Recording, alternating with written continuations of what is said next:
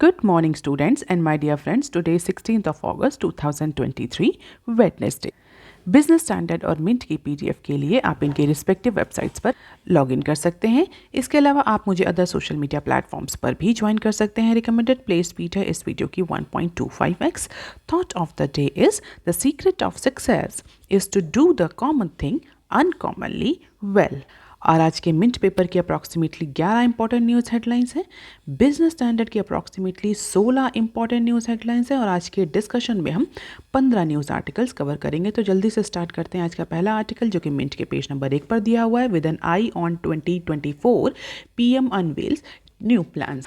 कल अपने 90 मिनट के इंडिपेंडेंस डे स्पीच में और एड्रेस में जो हमारे प्राइम मिनिस्टर हैं उन्होंने गवर्नमेंट के कुछ पास्ट अचीवमेंट के बारे में डिस्कस किया और इसके अलावा आगे आने वाले जो फ्यूचर एजेंडा है उसके बारे में भी डिस्कस किया। अपार्ट फ्रॉम इट उन्होंने ये भी कॉन्फिडेंस रिफ्लेक्ट किया कि आगे जो इलेक्शन आने वाला है 2024 में उसमें उनकी ही पार्टी जो है वो रिजीम में आएगी, पावर रिजीम में आएगी। और उस कंटेक्स्ट में उन्होंने ये भी कई सारे जो मेजर्स हैं इन्फ्लेशन से रिलेटेड उसको लेने की बात कही, डेवलपमेंट इनिशिएटिव्स की बात कही। इसके अलावा कुछ स्कीम्स का भी अनाउंसमेंट कल के इंडिपेंडेंस डे के एड्रेस में हमारे प्राइम मिनिस्टर ने किया। तो 8 महीने बाद जो इलेक्शन होने हैं लोकसभा के इलेक्शन, उसको ध्यान में रखते हुए कल 90 मिनट का स्पीच या 90 मिनट का इंडिपेंडेंस डे एड्रेस हमारे प्राइम मिनिस्टर ने दिया। तो मेजरली आज के मैक्सिमम न्यूज़पेपर में यही न्यूज़ जो है वो हेडलाइंस के फॉर्मेट में है। बहुत ज़्यादा पॉलिटिकल एंगल से तो हम इस न्यूज़ को डिस्कस नहीं करेंगे, हाँ, लेकिन कौन कौन सी इंपॉर्टेंट स्कीम्स जो हैं वो गवर्नमेंट ने कल अनाउंस करी उनके बारे में हम ज़रूर एक ग्लिम्स देख सकते हैं। तो कल कंट्री इंडिया के डेवलपमेंट में कई सारे सेक्टर के जो प्रोफेशनल्स हैं, जो लेबर्स हैं, उनके कंट्रीब्यूशन को एक्नॉलेज करते हुए कल हमारे प्राइम मिनिस्टर ने कुछ इंपॉर्टेंट स्कीम्स हम बोलते हैं डेवलपमेंट इनिशिएटिव्स को लॉन्च किया, जिसमें से 15,000 करोड़ विश्वकर्मा योजना भी है, जिसके तहत जो अर्बन हाउसिंग प्लान है वो भी है। इसके अलावा वुमेन एम्पावरमेंट को लेकर के सेल्फ हेल्प ग्रुप SHGs जो हैं उनमें भी कई सारी इनिशिएटिव्स को अनाउंस किया। देख लेते हैं सबसे पहला इनिशिएटिव जो कि बिजनेस स्टैंडर्ड ने कवर किया, 15,000 करोड़ का विश्वकर्मा योजना फॉर वर्कर्स। कौन से वर्कर्स? जो कि ट्रेडिशनल क्राफ्ट वर्कर्स हैं, उनके लिए 15,000 करोड़ की विश्वकर्मा योजना जो है वो कल लॉन्च करिए, कल अनवील करिए। अगर किसी भी कॉम्पिटिटिव एग्जाम की तैयारी कर रहे हैं तो ये स्कीम्स, ये इनिशिएटिव्स आपके लिए इंपॉर्टेंट हो सकते हैं। इसके अलावा अर्बन हाउसिंग इंफ्रास्ट्रक्चर को प्रमोट करने के लिए इंटरेस्ट रेट रिलीफ स्कीम भी गवर्नमेंट ने, या हम बोल सकते हैं हमारे प्राइम मिनिस्टर ने लॉन्च करी, जहाँ पर जो पुअर सेगमेंट है उसको उसके लोन में से कुछ इंटरेस्ट रिलीफ प्रोवाइड किया जाएगा, स्पेशली ऐसा लोन जो कि हाउसिंग या घर के लिए लिया गया है। इसके अलावा Modi has also announce that government is working with women self help groups. Approximately 20 million लखपति दीदीज गांव में क्रिएट करने का टारगेट है अंडर दिस पर्टिकुलर स्कीम। इसके अलावा जन औषधि केंद्र जो है उनका भी नंबर इंक्रीज करने की बात करिए। जन औषधि केंद्र जहां पर अफोर्डेबल जेनेरिक मेडिसिन अवेलेबल होती हैं, तो उनका भी जो नंबर है वो 25,000 तक इंक्रीज करने की बात गवर्नमेंट ने कही है। इसके अलावा जो नेक्स्ट अपकमिंग इंडिपेंडेंस डे है यानी 2024 का, उसमें उन्होंने बोला है हमारे प्राइम मिनिस्टर ने कि वो गवर्नमेंट का रिपोर्ट कार्ड भी प्रेजेंट करेंगे। वो भी बताएंगे गवर्नमेंट ने लास्ट 10 ईयर्स में, 11 ईयर्स में कितने अचीवमेंट करे, कैसे कैपेबिलिटी इन्हांसमेंट किया, किस तरीके से प्रोग्रेस हुई, क्या क्या मेजर माइलस्टोन जो सक्सेस के थे वो अचीव किए गए विद ग्रेटर सेल्फ कॉन्फिडेंस। तो फिलहाल के लिए अगर हम देखें ओवरऑल इस पर्टिकुलर इंडिपेंडेंस डे एड्रेस को, तो ये नेक्स्ट इलेक्शन फोकस ज़्यादा रहा, हालांकि कुछ स्कीम्स का अनाउंसमेंट भी किया गया। आप देख लेते हैं article number 2 that is given on page number 1 of mint paper. Indian companies annual legal cost hit ₹40K crore on rising M&A IP cases. तो ये बेसिकली एक सर्वे है, हम बोल सकते हैं कि डेटा एनालिसिस है, जहाँ पर जो इंडियन कंपनीज हैं उनकी एग्रीगेट लीगल कॉस्ट, उनके लीगल एक्सपेंसेस रहे लास्ट 2 फिस्कल ईयर्स में, यानी 2023 और 2024 की स्पेशली बात हो रही है। तो उस ड्यूरेशन में जो भी फिस्कल जो लीगल एक्सपेंसेस रहे उनका कैलकुलेशन है, उन पर बेसिकली एनालिसिस करी गई है। तो as per the 2 industry executives Indian companies' aggregate legal expenses hit approximately 40K crore, 40,000 crore तक इंडियन कंपनीज के जो लीगल एक्सपेंसेस हैं वो पहुंच गए हैं लास्ट 2 फाइनेंशियल ईयर्स में। और ऐसा मानना है कि आगे आने वाले टाइम में जो ये लीगल एक्सपेंसेस की कॉस्ट है ये और ज़्यादा इंक्रीज होगी। Reason behind increase in white collar crimes, insolvency cases, merger and acquisition, IP cases and regulatory filing। तो ये कुछ इंपॉर्टेंट फैक्टर्स हैं जिनकी वजह से जो लीगल एक्सपेंसेस हैं वो बढ़े हैं। अब यहाँ पर बात हो रही है वाइट कॉलर क्राइम्स, यानी वाइट कॉलर ऐसे एम्प्लॉयज जो बेसिकली क्लर्कल वर्क करते हैं, एडमिनिस्ट्रेटिव वर्क करते हैं, उनको हम वाइट कॉलर बोलते हैं। इसी तरीके से ब्लू कॉलर होते हैं, गोल्डन कॉलर होते हैं। तो आप मुझे कमेंट सेक्शन में लिखकर बताइए what are these blue collar और गोल्डन कॉलर एम्प्लॉयज़। तो वाइट कॉलर एम्प्लॉयज़ जो बेसिकली क्लर्कल और एडमिनिस्ट्रेटिव वर्क करते हैं, उस तरह के एम्प्लॉयज़ में बेसिक क्राइम किया, इनडिसिप्लिनरी एक्शन इंक्रीज़ हो रहे हैं, इंसॉल्वेंसी केसेस बढ़ रहे हैं इंडिया में, जिसकी वजह से लीगल प्रोसीडिंग्स या इंसॉल्वेंसी प्रोसीडिंग्स जो हैं वो फाइल करनी पड़ रही हैं। मर्जर एक्विजिशंस भी हमें रिसेंट टाइम में बहुत ज़्यादा देखने को मिले हैं, जिसकी वजह से भी कंपनीज़ को कई सारी रेगुलेटरी फाइलिंग करनी पड़ती है। मर्जर एक्विजिशन सिर्फ अनाउंसमेंट करने से नहीं हो जाता, उसमें कई सारे लीगल एक्सपेंसेस, लीगल कॉस्ट भी इन्वॉल्व होती हैं। कई जगह से अप्रूवल लेना होता है, रेगुलेटरी अप्रूवल लेना होता है, कई से लीगल अप्रूवल लेना होता है, तो सबसे जो कंपनी की कॉस्ट है वो भी इंक्रीज होती है। इसके अलावा इंटेलेक्चुअल प्रॉपर्टी रिलेटेड जो मैटर्स हैं, जो केसेस हैं, आईपीआर रिलेटेड, जो इंटेलेक्चुअल प्रॉपर्टी राइट रिलेटेड जो केसेस हैं, उसमें भी इंक्रीज देखने को मिला बिकॉज ऑफ द इन्फ्रिंजमेंट। तो उसकी वजह से भी एक्सपेंसेस इंक्रीज हो रहे हैं। अपार्ट फ्रॉम इट कुछ रेगुलेटरी फाइलिंग भी इंक्रीज हुई because of the change in tax regime, because of the change in other regimes. तो उसकी वजह से रेगुलेटरी कंप्लाइंसेस जो हैं वो भी इंक्रीज हो गए। तो कंप्लाइंसेस ना होने पर वो लीगल प्रोसीडिंग्स में जाते हैं। तो ये कुछ ऐसे फैक्टर्स हैं जिसकी वजह से लीगल एक्सपेंसेस जो हैं वो इंक्रीज हो रहे हैं। Law firms have world up to meet the rising demand, और इसकी वजह से जो लॉ फर्म्स हैं, जो लीगल प्रोफेशनल्स हैं, उनकी डिमांड भी बढ़ रही है। और इसी वजह से अगर हम देखें कई सारे जो लॉ फर्म्स हैं वो बहुत ह्यूज अमाउंट में रिक्रूटमेंट कर रही हैं लॉ ग्रेजुएट का, डायरेक्टली फ्रॉम कैंपस और from there rival firms, means head poaching भी कर रही हैं। और इसके अलावा जो ऑलरेडी लॉ फर्म्स के साथ जो पार्टनर्स थे वो अब अपने कॉरपोरेट रोल्स में भी शिफ्ट कर रहे हैं, क्योंकि उनका लीगल एक्सपर्टाइज बहुत काम आ रहा है इन सारे केसेस में, चाहे वो वाइट कॉलर क्राइम्स हो, डिसिप्लिनरी केसेस हो, इंसॉल्वेंसी केसेस हो, मर्जर एक्विजिशंस हो, आईपीआर केसेस हो, रेगुलेटरी फाइलिंग्स हो।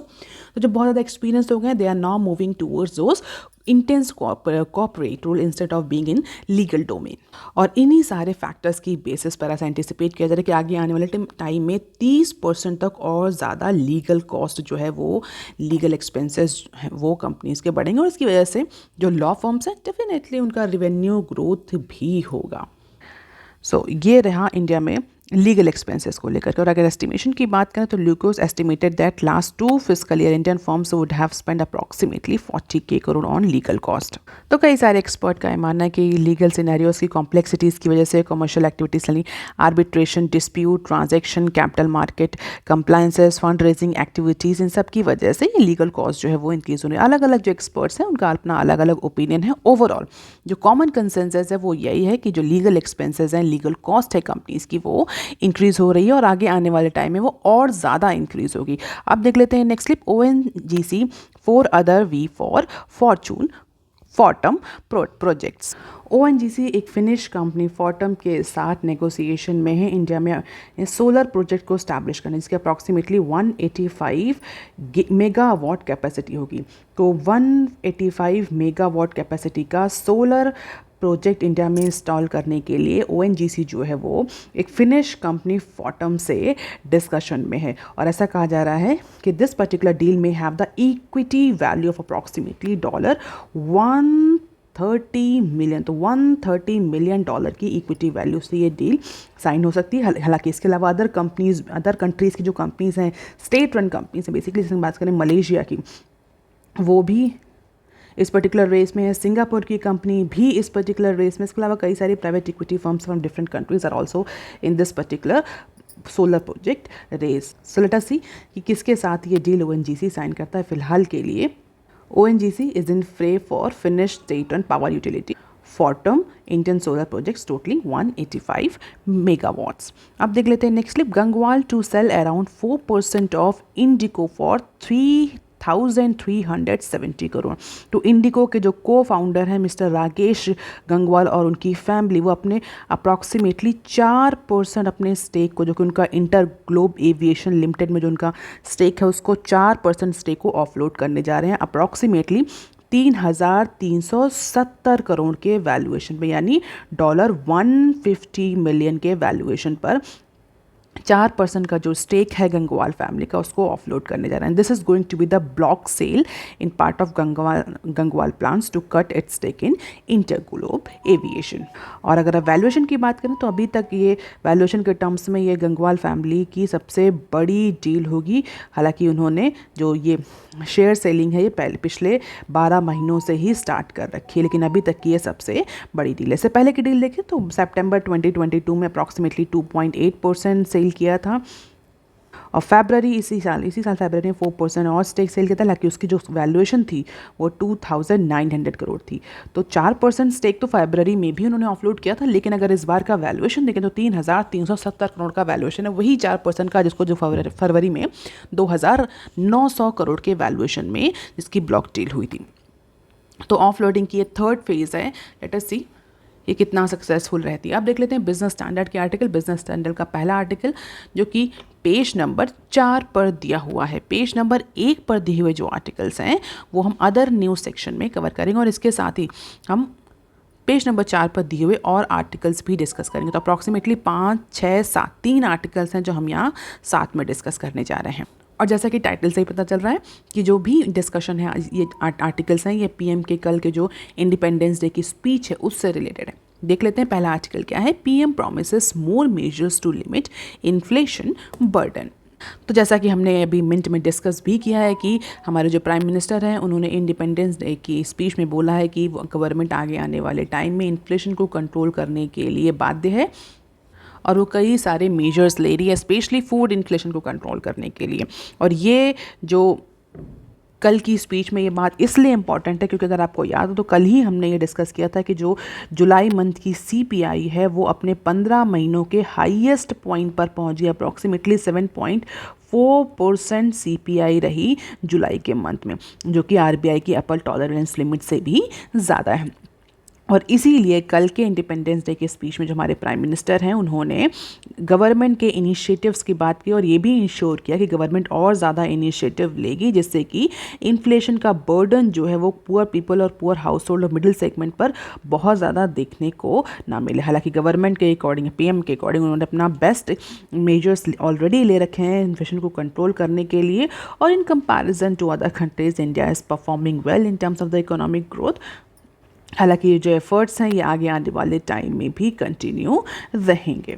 और इसके अलावा बेसिकली जो प्रॉब्लम्स इन्फ्लेशन की जनरेट हुई और जो तो अदर इकोनॉमिक चैलेंजेस जनरेट हुए वो क्यों जनरेट हुए, उसके बारे में भी उनके कुछ मेजर्स या कुछ रीजंस जिसको बोलते हैं वो भी हमारे प्राइम मिनिस्टर ने कल की अपनी स्पीच में डिस्कस किया। तो बेसिकली पीएम ने प्रॉमिस किया है कि आगे आने वाले टाइम में गवर्नमेंट जो है वो और ज़्यादा से ज़्यादा इफेक्टिव मेजर्स लेगी इन्फ्लेशन को कंट्रोल करने के लिए। हालांकि गवर्नमेंट ने ऑलरेडी अपना बेस्ट ट्राई किया है इन्फ्लेशन को कंट्रोल करने के लिए। अब देख लेते हैं नेक्स्ट क्लिप जो कि इसी पर्टिकुलर कंटेक्स्ट से ही रिलेटेड है। Poor middle class to get subsidies to loan to build houses in city. Minute में हमने ऑलरेडी कवर किया कि अर्बन प्लानिंग को, अर्बन हाउसिंग प्लानिंग को प्रमोट करने के लिए प्राइम मिनिस्टर नरेंद्र मोदी ने कल एक नई स्कीम का अनाउंसमेंट किया जहां पर जो पुअर और मिडिल क्लास सेगमेंट है जो कि बेसिकली सिटीज़ में रह रहे हैं, अर्बन एरियाज़ में रह रहे हैं, उनको उनका हाउस या घर बिल्डअप करने के लिए जो लोन लेना पड़ता है उस लोन में कुछ इंटरेस्ट रिलीफ प्रोवाइड करेगी गवर्नमेंट। तो government would provide interest relief on loan from the banks that will help many of those individuals और household to save lakhs of rupees. इसके अलावा पास्ट में उन्होंने कितना गवर्नमेंट ने एक्सपेंडिचर किया इसकी बात भी की थी। अप्रॉक्सीमेटली 90,000 करोड़ ऑलरेडी जो हाउसेज हैं उनको बिल्डअप करने के लिए खर्च किए गए हैं। आज इसका जो नंबर, ये जो अमाउंट है ये 4 टाइम इंक्रीज़ हो गया और गवर्नमेंट जो है वो अप्रॉक्सीमेटली 4 ट्रिलियन और ज़्यादा हाउसेज बिल्डअप करने की कोशिश कर रही है। अगर एलोकेशन की बात करें तो 79 करोड़ का एलोकेशन यूनियन बजट में किया था, प्रधानमंत्री आवास योजना के तहत किया गया था, जिसमें कुछ डिस्ट्रीब्यूशन ग्रामीण सेगमेंट के लिए और कुछ अर्बन के लिए था, just to promote the affordable housing. और इसी के साथ एक और इन्फोग्राफिक्स भी है, वो भी हम यहाँ डिस्कस कर लेते हैं। Gender equality in pipeline but still a pipe dream. तो कल के अपने एड्रेस में, इंडिपेंडेंस डे के एड्रेस में, जो हमारे प्राइम मिनिस्टर हैं उन्होंने वुमेन एम्पावरमेंट की भी बात कही। उन्होंने लेबर को, उन्होंने किसान को, वुमेन को, कई सारे सेगमेंट के जो प्रोफेशनल्स हैं उनको थैंक्स कहा for contributing their share in to the development story of India. और उसी पर्टिकुलर कंटेक्स्ट में बताया गया है कि भले ही वुमेन एम्पावरमेंट जो है वो इंक्रीज़ हुआ, लेकिन अभी भी जो टारगेट सेट किए गए थे वुमेन एम्पावरमेंट को लेकर के, जेंडर इक्वलिटी को लेकर के, वो अभी भी ड्रीम है, या अभी भी अचीवमेंट से बहुत दूर है। So womens are less likely to be taught to read and write and to secure employment in India according to various indicators। तो लेबर फोर्स पार्टिसिपेशन सर्वे जो की बात कही गई है, कितना कितना अदर कंट्रीज़ में, इंडिया के जो काउंटर पार्ट कंट्रीज़ हैं वहाँ पर female labour force participation rate क्या है। चाइना में 61.1%, रशिया में 55.3%, Brazil 53.6%, South Asia 25.6%, and in India it is 24। तो in comparison to the counterpart economies, India में अभी भी female labour force participation rate जो है वो बहुत लो है एज पर द 2022 डेटा। और अगर हम बात करें फीमेल लिटरेसी रेट की, तो फीमेल लिटरेसी रेट भी अभी बहुत ज़्यादा नहीं है in comparison to male. So females are facing less और are having less literacy rate. अगर हम देखें तो 2021 में जो फीमेल लिटरेसी रेट है दैट इज़ अप्रॉक्सीमेटली 71.5, जबकि मेल लिटरेसी रेट 84.4 है। अगर हम देखें इंटरनेट एक्सेस की बात देखें तो जो इंटरनेट एक्सेसिबिलिटी है तो उसमें मेजॉरिटी ऑफ वुमेन को इंटरनेट एक्सेसिबिलिटी अभी भी नहीं है। This blue bar indicate women who have ever use the internet and this light blue bar indicate mens who have ever use internet. तो देख सकते हैं अर्बन हो चाहे रूरल हो चाहे टोटल का केस हो, तीनों ही केसेस में वुमेन सेगमेंट को कम इंटरनेट या लेस इंटरनेट अवेलेबल है in comparison to male segment. तो कई सारे इंडिकेटर्स के बेसिस पर अभी भी जेंडर इक्वालिटी नहीं है, जबकि कल के इंडिपेंडेंस डे के स्पीच में जो हमारे प्राइम मिनिस्टर उन्होंने वुमेन एम्पावरमेंट की भी बात कही थी। अब देख लेते हैं article number 8 that is given on page number 4 of Business Standard. Railway seeks finmin help again to meet pension liabilities. तो इंडियन रेलवे की बात है तो इंडियन रेलवे के फाइनेंशियल्स के बारे में हम सब भी कई बार डिस्कस कर चुके हैं कि इंडियन रेलवे के जो फाइनेंशियल्स हैं बहुत ज़्यादा स्ट्रॉन्ग नहीं रहते हैं। कई बार इंडियन रेलवे जो है वो लॉस मेकिंग एंटिटी के फॉर्म में एंड अप होता है कई सारे फाइनेंशियल ईयर में। और कोविड-19 पैंडेमिक के बाद से जो कॉस्ट इंक्रीज़ हुई, इनपुट कॉस्ट इंक्रीज़ हुई, ऑपरेशनल कॉस्ट इंक्रीज़ हुई, उसकी वजह से कई बार इंडियन रेलवे को फाइनेंस मिनिस्ट्री से असिस्टेंट लेना पड़ा है। किस लिए असिस्टेंट लेना पड़ा है? In order to meet out their financial obligations, चाहे वो पेंशन लायबिलिटीज़ हो या अदर फाइनेंशियल ऑब्लिगेशंस हो। और इस बार जो इंडियन रेलवे है that is again seeking assistant, financial assistance from finance ministry. और किस लिए? अपनी पेंशन लायबिलिटीज़ को पूरा करने के लिए। तो रिपोर्ट जो कि a report on action that is taken by Ministry on recommendation of Parliamentary Standing Committee on Railways, जो कि लास्ट वीक पार्लियामेंट में टेबल हुई है, उसके अकॉर्डिंग जो इंडियन रेलवे उसने बोला है कि भले फिलहाल के लिए अगर हम देखें तो 2023 में जो पेंशन लायबिलिटीज़ हैं उसको रेलवे फुलफिल कर सकता है, लेकिन अगर पार्शल असिस्टेंस मिलता है इंडियन रेलवे को मिनिस्ट्री ऑफ फाइनेंस से तो वो इंडियन रेलवे के फाइनेंसेस को स्मूथली या इंडियन रेलवे की फाइनेंशियल लायबिलिटीज़ को स्मूथली पूरा करने के लिए ठीक रहेगा। तो भले ही 2023 में इंडियन रेलवे उसने अपनी पेंशन लायबिलिटीज़ को पूरा किया, लेकिन 2024 में स्मूथली पेंशन लायबिलिटीज़ को फुलफिल करने के लिए इंडियन रेलवे को मिनिस्ट्री ऑफ फाइनेंस से पार्शल असिस्टेंस की रिक्वायर है। हालांकि फाइनेंस मिनिस्ट्री ने पहले जो नेशनल ट्रांसपोर्टर है इंडियन रेलवे की रिक्वेस्ट को जो है वो ऑलरेडी रिजेक्ट कर दिया है। इस बार parliamentary standing committee on railway की जो रिकमेंडेशन है उसके बेसिस पे पार्लियामेंट में भी इस तरह की डिमांड करी गई है। और इस रिपोर्ट में ये भी कहा गया है कि जो इंडियन रेलवे उस समय कई सारे जो मैटर्स हैं उनको विगरसली परस्यू कर रहा है, तो फिर मिनिस्ट्री ऑफ फाइनेंस जो है वो प्रॉबली इस पर्टिकुलर इशू में पेंशन लायबिलिटीज़ को मीट आउट करने में इंडियन रेलवे की हेल्प कर सकता है। और इसी को लेकर के जो इंडियन रेलवे है उसने पार्लियामेंट में भी बोला है कि despite of the recommendation bye parliamentary committee और पार्लियामेंट्री पैनल, फाइनेंस मिनिस्ट्री ने मना कर दिया कि नहीं भैया हम पैसे नहीं देंगे, लेकिन इस बार फिर से उनसे रिक्वेस्ट करी जा रही है कि कमेटी की रिकमेंडेशन को देखते हुए वो इंडियन रेलवे की रिक्वेस्ट को दोबारा से कंसीडर करें। तो लेट अस सी कि फाइनेंस मिनिस्ट्री क्या इस बार इंडियन रेलवे को हेल्प करती है पेंशन लायबिलिटीज़ को पूरा करने के लिए या नहीं। अब देख लेते हैं सम इन्फोग्राफिक्स। तो 2018 से लेकर के 2022 या बोल सकते हैं फाइनेंशियल ईयर 23 तक का डेटा दिया हुआ है, जहाँ पर ऑपरेटिंग रेशियो कितना रहा मिनिस्ट्री ऑफ रेलवे का, तो वो आप देख सकते हैं। अब देख लेते हैं article number 9 that is given on page number 5 of Business Standard. India's per capita income to grow 7x by financial year 47 SBI research. तो SBI ने एक रिसर्च करी है इंडिया की जो पर कैपिटा इनकम है उसको लेकर के, और उसके अकॉर्डिंग इंडिया की जो पर कैपिटा इनकम है, बोल सकते हैं इंडियंस की जो पर कैपिटा इनकम है वो 2 लाख से इंक्रीज़ होकर के, यानी फाइनेंशियल ईयर 23 में it is approximately 2 lakh increase होकर के 14.9 लाख तक पहुंच जाएगी। यानी फाइनेंशियल ईयर 47 का प्रोजेक्शन किया है। क्यों 47 का प्रोजेक्शन किया है? क्योंकि तब कंट्री को 100 साल पूरे हो जाएंगे इंडिपेंडेंस के। तो बेसिकली इंडिपेंडेंस के 100 साल के बाद इंडिया या जो इंडियंस हैं उनकी पर कैपिटा इनकम जो है वो अप्रॉक्सीमेटली 15 लाख तक पहुंच जाएगी, ऐसा SBI की रिसर्च में माना गया। और ये जो एनालिसिस SBI ने करी है ये किसके बेसिस पर करी है? जो इनकम टैक्स फाइलिंग हुई है उसके बेसिस पर। So on the basis of income tax filing in financial year 23 SBI has conducted one research and as per that research the per capita income of Indians are going to increase from 2 lakhs to 14.9 lakhs in financial year 47। और अगर dollar के terms में बात करें तो अभी $2,500 है financial year 23 में, जो कि इंक्रीज होकर के फाइनेंशियल ईयर 47 में $12,400 तक पहुंच जाएगी। और जो सौम्या कांति घोष हैं जो कि ग्रुप चीफ इकोनॉमिक एडवाइज़र हैं SBI के, उनके अकॉर्डिंग जो वेटेड मीन इनकम है वो 4.4 लाख थी असेसमेंट ईयर 2014 में, जो कि 23 में इंक्रीज होकर के 13 लाख तक पहुंच गई है मीन इनकम जो थी इंडिविजुअल इंडियंस की। और जिस तरीके से टैक्स फाइलिंग बढ़ रही है, जिस तरीके से टैक्स फाइलिंग अपवर्ड पुश हो रही है, उसको देखते हुए कहना बहुत इजी है कि फाइनेंशियल ईयर 2047 तक इंडियन जो इनकम है वो अच्छी खासी है, सिग्निफिकेंटली इंक्रीज हो जाएगी। So this is basically then opportunistic view that SBI research has presented.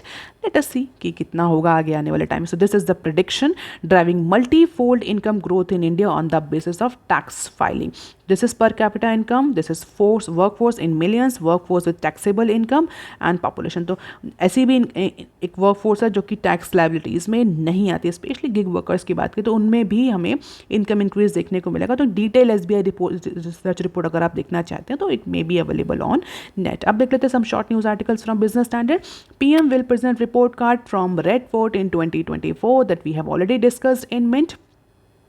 Infy in $1.6 billion deal with telco Liberty Global. तो information technology major Infosys and Liberty Global, that is London-based telecommunication company, has signed one deal approximately $1.64 billion की ये deal sign हुई है।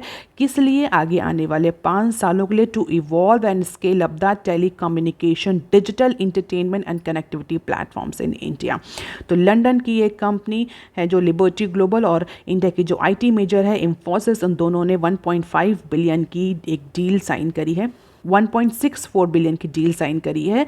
और ऐसा नहीं कि ये डील इतनी बड़ी डील जो है इंफोसिस पहली बार साइन कर, इससे पहले भी इंफोसिस और TCS जैसी और जो अदर IT कंपनीज हैं वो बड़ी बड़ी डील साइन कर रही हैं, स्पेशली इंडिया में डिजिटल इंटरटेनमेंट को प्रमोट करने के लिए। So as a part of expendable collaboration agreement the size of contract will touch approximately $2.5 billion in upcoming 8 years। तो फिलहाल के लिए 5 साल के लिए डील साइन हुई है।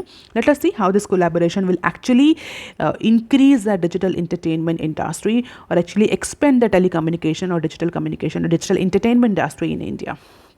अब देख लेते हैं next clip. Gangwal family to sell 3.7 crore IndiGo shares that we have already discussed in Mint. Next clip, India China agree to resolve remaining border issue. तो इंडिया और चाइना दोनों ही साइड एग्री हो गए हैं कि जो उनके line of actual control LAC के जो इशूज़ हैं स्पेशली ईस्टर्न लद्दाख में, उनको एक्सपीडाइट मैनर में उनको रिजॉल्व किया जाए। तो a day after two sides have concluded their 2 day military talks, ये एक पॉलिटिकल टॉक्स नहीं थी, मिलिट्री टॉक्स थी, जहाँ पर दोनों साइड ने डिसाइड किया है कि कंस्ट्रक्टिव और इन डेप्थ डिस्कशन होगा, जिससे कि जो LAC यानी लाइन ऑफ एक्चुअल कंट्रोल के इश्यूज़ हैं, स्पेशली जो ईस्टर्न लद्दाख एरियाज़ में, उनको जल्द से जल्द जो है वो रिजॉल्व किया जाएगा। तो ये 19th राउंड था India China corps communication level meeting का, जो कि कुशल मोल्डो बॉर्डर पॉइंट पर हुई। तो लेट अस सी कि ये तो एग्रीमेंट्स हुए हैं, एक्चुअल ऑन ग्राउंड कितने बॉर्डर इश्यूज जो हैं वो रिजॉल्व होते हैं। अब देख लेते हैं next clip. Toilet man of India who pioneered public sanitation, तो मिस्टर बिंदेश्वर पाठक, जिन्होंने स्वच्छ भारत मिशन से बहुत पहले ही इंटरनेशनल सुलभ इंटरनेशनल सोशल सर्विस ऑर्गेनाइजेशन उसको स्टैब्लिश किया था 1917 में। उनको टॉयलेट मैन ऑफ इंडिया के नाम से भी जाना जाता है। तो अगर आप किसी भी कॉम्पिटेटिव एग्जाम की तैयारी कर रहे हो तो आप ये याद रख सकते हैं। तो ये क्यों इनके बारे में आज डिस्कशन हो रहा है, क्योंकि इनकी डेथ हो चुकी है और इनकी डेथ के साथ ही एक एरा ख़त्म हो गया जहाँ पर उन्होंने इंडिया में पब्लिक सैनिटेशन हाइजीन को प्रमोट करने के लिए बहुत इंपॉर्टेंट काम किया। तो जो सुलभ इंटरनेशनल सोशल सर्विस ऑर्गेनाइजेशन 1917 में जिन्होंने एस्टैब्लिश किया था मिस्टर बिंदेश्वर पाठक, उनकी डेथ हो गई। And that is why every business newspaper has cover this news. अब देख लेते हैं some short news clip. So basically page number 6 पर आज बिजनेस स्टैंडर्ड ने सेक्टोरल परफॉर्मेंस को कवर किया है। So auto take the wheel, banks right, shotgun. तो जितने भी सेक्टर हैं, इंपॉर्टेंट सेक्टर हैं, automotive, capital goods, FMCG, IT, oil and gas, pharmaceutical, retail, consumers, metal and minings, banking, finance and insurance, इन सब की परफॉर्मेंस कैसी रही, कब की performance, Q1 of financial year 24 की कैसी परफॉर्मेंस रही, उसके बारे में पूरा इंटायर सेक्शन पेज जो है वो आज इसी पर्टिकुलर सेक्टोरल परफॉर्मेंस पर है। तो अगर आप थोड़ा सा स्टॉक मार्केट में की तरफ इंक्लाइन है, you can just have the glimpse of it. इसको डिस्कस करना पॉसिबल नहीं है, अदरवाइज कुछ फाइनेंशियल्स ही हैं, तो आप थोड़ा सा डिटेल में जाकर के देख सकते हैं। It is freely available. So that is all for today students. Please like, share and subscribe. Thank you. Have a nice day.